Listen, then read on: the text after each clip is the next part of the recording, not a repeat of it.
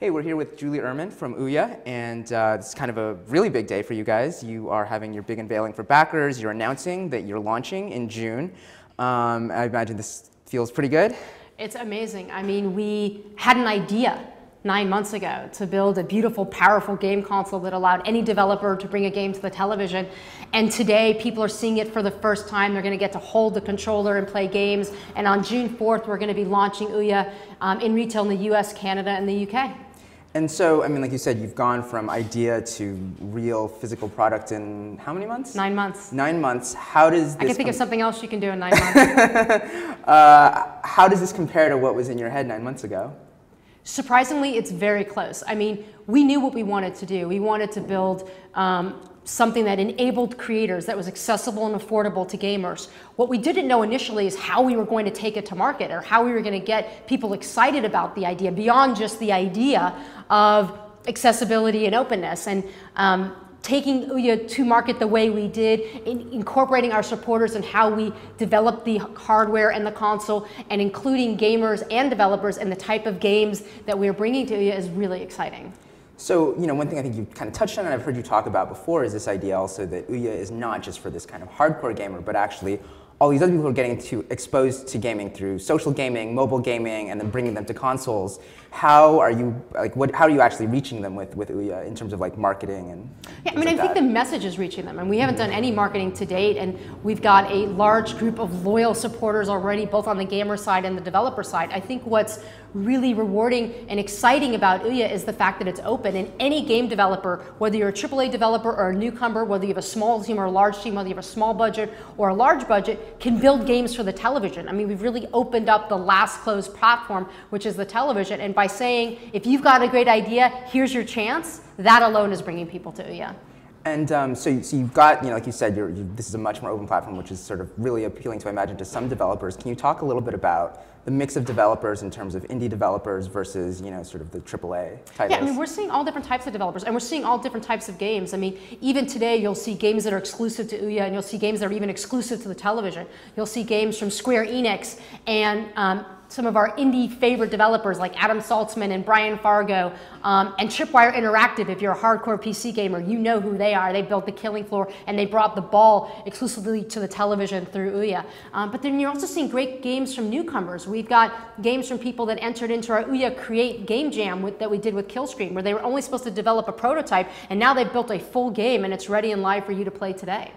And I mean, was it hard to convince, especially the initial developers, that I mean they're basically making a bet on you guys, and you're sort of launching the initial something completely new essentially. Yeah. I would imagine having the Kickstarter, this enormously successful Kickstarter, have helped with that. But can you talk a little bit more just about, especially bringing the first developers on board? Yeah, I mean, we talked to a lot of people before we even engaged the audience in this idea. And the idea of an open game console really resonated. But you always run into this opportunity cost whenever you're dealing with creators, because there's always a known path to market where you know what the install base is, you know what the revenue opportunity is. And it's really hard to get them to zig away from that when they can forecast what that could possibly be. And with Ouya, I think what was exciting was just our path to market changed their minds. We didn't say, hey, we are building this, come build a game for us. What we said is, we want to build this, and if you want us to build this, we'll do it. And I think the amazing response and excitement we got from gamers from wanting this open game console told developers,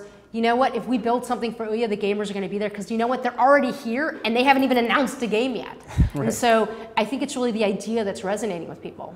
And so, you've called this sort of the unconsole, a different kind of game console. Do you think that that also changes the sort of role or relationship that the console plays in somebody's life, taking that approach?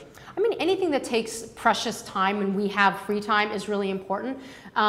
Gamers like to play games on multiple different devices. Hardcore gamers have more than one console in their living room. And I think the bigger issue is just putting another box into the living room, right? So we wanted to make sure that our box was as beautiful on the outside as it was powerful on the inside, which is why we partnered with eBay who did the Jam box. I mean, this is brushed aluminum.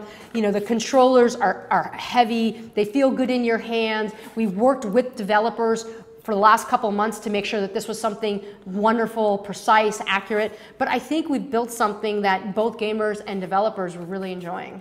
Was there sort of a trade-off on your end in the sense of, like, obviously I would imagine that you are a startup, you're sort of constrained in some ways and sort of taking this kind of more perfectionist approach must in some ways be a little bit tough when you kind of want to get something to market as well.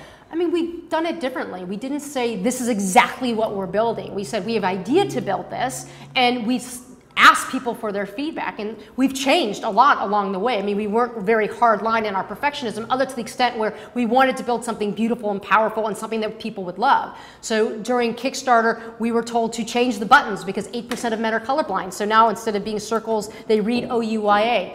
We were told by developers once they got the developer consoles that they really preferred a cross-style D-pad over a disc because it was more accurate, so we changed it.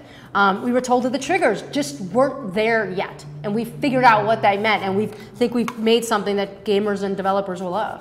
Mm-hmm. So I think we're going to look at some of the software side in a second, but I'd love just to finish up on the hardware. I know you've at least mentioned an Ouya 2 at some point, and can you talk a little bit about just sort of what the release cycle is going to be? Yeah, I mean, the release cycle is going to be much closer to a mobile release cycle than a console cycle. We want to take advantage of the most powerful chips. We want to take advantage of component chips declining in price so we can pass that savings on to gamers. What we're not going to do is put in a new chip that doesn't have enough games optimized for it, where it's super expensive and we have to pass that on to gamers. So we haven't mentioned when next year we're going to launch a new Ouya. I mean, at the end of the day, we've only been really focused on getting this product out and making it great, but we'll have a tempered, thoughtful release cycle. Okay, great. Yeah, so I think this is our first chance to actually look at the interface as well. So do you want to just kind of take us through this quick overview? Of course. I mean, so what you'll see very, very clearly and initially is that Ouya is super simplistic. It's minimalistic. We thought about gamers, and we wanted it to be intuitive for anybody that picked up the controller and really immediately know what it is they want to do. So we have 4 categories: play, discover, make, and manage. Manage is settings, but play is anything that you want to play. So this is where you go for anything that you've downloaded. So it could be games, it could be apps. This is the stuff that you love to play. Where you find the content that you want to play is in Discover. This is our store. And so what you'll see in Discover channel is a lot of different ways that we have tried to help you find the most fun, best games. We have curated channels such as Featured, Go Retro, and Hear Me. These are games that have great sound. We have your typical genre channels, except we try to get more descriptive because we really want you to understand what about the game makes it unique, and it's not enough to just say it's an FPS. We want to say exactly what kind of FPS it is. And then we have something called the Sandbox, which is basically where all the newest and the greatest titles go. But this is the place where people have to like it enough for it to jump out of the sandbox into a category where it can be merchandised. So it has to hit that minimum level of fun. And for us, that means it has to hit your minimum level of engagement. It has to be played enough, it has to have enough thumbs up, it has to be liked enough, it has to be shared enough, there has to be some engagement metric that says that this is fun, and then it makes its way out. The last channel is the Make channel. This is for gamers and developers. It's for developers to put up early builds or demos of their games, or to tell you something new about what's coming. It's for your side-loaded content. So if you have movies or television shows, you can side-load content and have it here. And it's also a place where as a gamer, you'll be able to learn how to make games. And we'll have tutorials and information about how to build a game and how to market a game.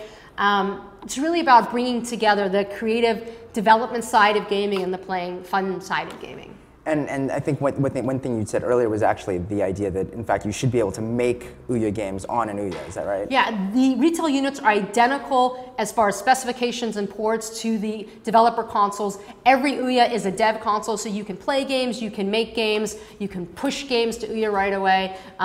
Doesn't cost you anything more, and we want to make it incredibly simple for you. So it sounds like you're playing, obviously trying out a lot of different Ouya games. Is there anything you're currently addicted to? Oh, I'm still addicted to Stalagflight. It was one of the Kill Screen Ouya Create Game Jam entries. They've iterated on it 3 times since we first saw. They've added multiplayer, and fascinating to Ouya, they have a donation-based monetization plan. So with Ouya, our only rule is that everything on Ouya has to be free to try, but you can monetize as a developer any way you want. So we have microtransactionally based games and games where you unlock the full game, and Stalagflight is an example where it's donation based. You know, if you love it, donate. And I think that's fantastic, and I'm excited to see how people are using our platform to bring games to market in the way that they want to be, in the way that they want it brought to market versus how I tell them to bring it to market. Yeah, I was actually trying out Stalagflight before we started filming, and I died really, it's hard. really quickly. It's so hard. Yeah. I'm looking forward to getting better at it. But in the meantime, congratulations and thank you.